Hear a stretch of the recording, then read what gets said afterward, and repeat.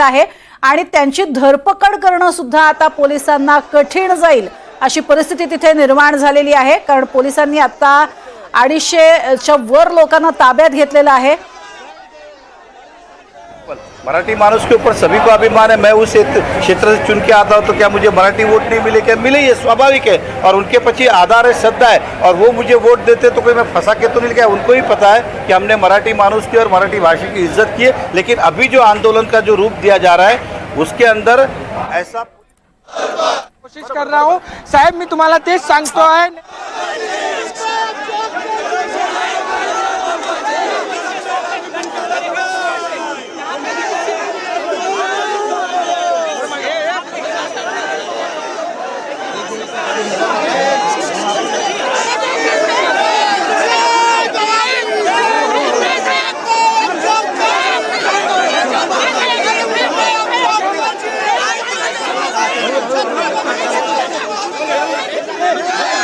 लोकांचं सगळं संपून जाईल। तुम्ही कुठल्या संघटनेकडनं आहात? मी कुठल्याही संघटनेची नाही, मी मराठी मुलगी आहे, मी स्वाभिमानी आहे।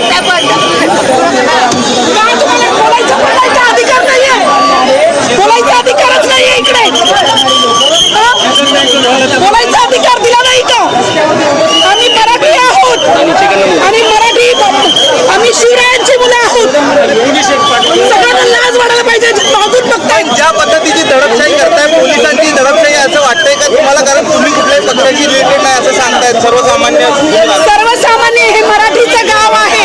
तुम्ही गुजराती लोकांनी जेव्हा आंदोलनं केली, रस्त्यावर उतरले, गुजराती मारवाडी गुजराती जय गुजराती असं म्हणाले, जय गुजरात म्हणाले, तेव्हा सगळे बहिरे झालेले का? तेव्हा सगळे बहिरे झालेले का? हे महाराष्ट्र आहे, कोणाच्या बाबाचं गाव नाहीये। मी मराठी मुलगी आहे, मी शिवरायांची मुलगी आहे। कुठल्या पक्षाचा नाही, मी एक मराठी माणूस आहे।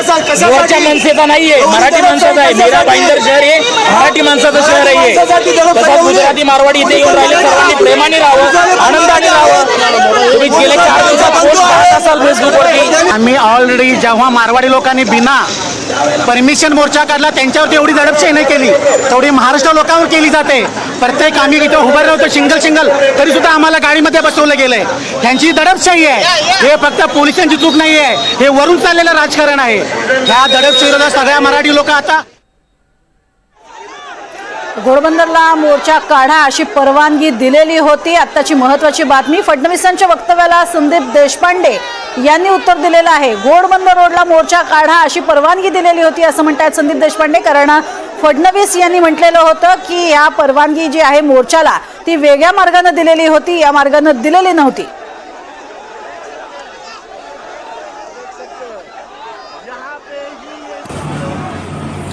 नमस्कार। आत्ताच महाराष्ट्राचे मुख्यमंत्री, महाराष्ट्राचे गृहराज्यमंत्री यांनी असं सांगितलं की आम्ही मोर्चाला परवानगी देत होतो, फक्त रूट बदलायला सांगत होतो।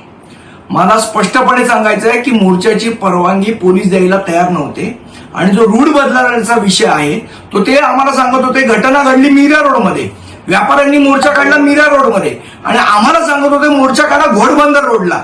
मला सांगा, मीरा रोड मधल्या घटनेचा घोडबंदरला कोणी मोर्चा काढता का? याचा अर्थ तुम्हाला परवानगी द्यायची नव्हती। तुम्ही गुजरात्यांना परवानगी दिली, त्यांच्यावर गुन्हे दाखल केले, आमच्यावर पण गुन्हे दाखल करायचे होते। आम्ही कोणी नाही म्हटलेलं तुम्हाला, पण अशा खोट्या समजुती पसरवू नका।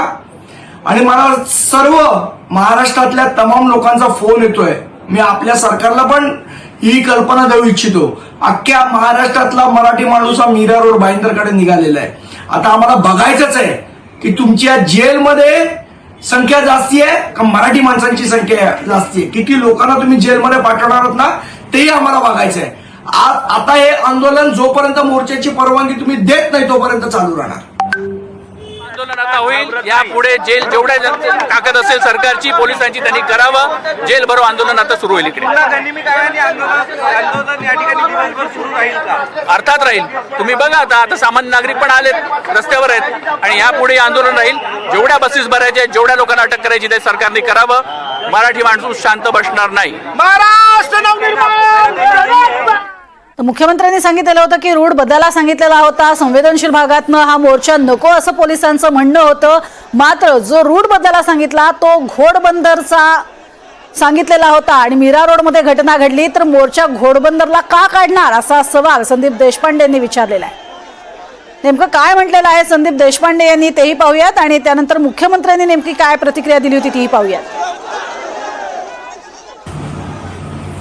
नमस्कार. आत्ताच महाराष्ट्राचे मुख्यमंत्री महाराष्ट्राचे गृहराज्यमंत्री यांनी असं सांगितलं की आम्ही मोर्चाला परवानगी देत होतो, फक्त रूट बदलायला सांगत होतो. मला स्पष्टपणे सांगायचं आहे की मोर्चाची परवानगी पोलीस द्यायला तयार नव्हते आणि जो रूट बदलण्याचा विषय आहे तो ते आम्हाला सांगत होते. घटना घडली मीरा रोडमध्ये, व्यापाऱ्यांनी मोर्चा काढला मीरा रोडमध्ये आणि आम्हाला सांगत होते मोर्चा काढा घोडबंदर रोडला. मला सांगा, मीरा रोड मधल्या घटनेचा घोडबंदरला कोणी मोर्चा काढता का? याचा अर्थ तुम्हाला परवानगी द्यायची नव्हती. तुम्ही गुजरात्यांना परवानगी दिली, त्यांच्यावर गुन्हे दाखल केले, आमच्यावर पण गुन्हे दाखल करायचे होते. आम्ही कोणी नाही म्हटलेलं तुम्हाला. पण अशा खोट्या समजुती पसरवू नका. आणि मला सर्व महाराष्ट्रातल्या तमाम लोकांचा फोन येतोय. मी आपल्या सरकारला पण ही कल्पना देऊ इच्छितो. अख्ख्या महाराष्ट्रातला मराठी माणूस हा मीरा रोड भाईंदरकडे निघालेला आहे.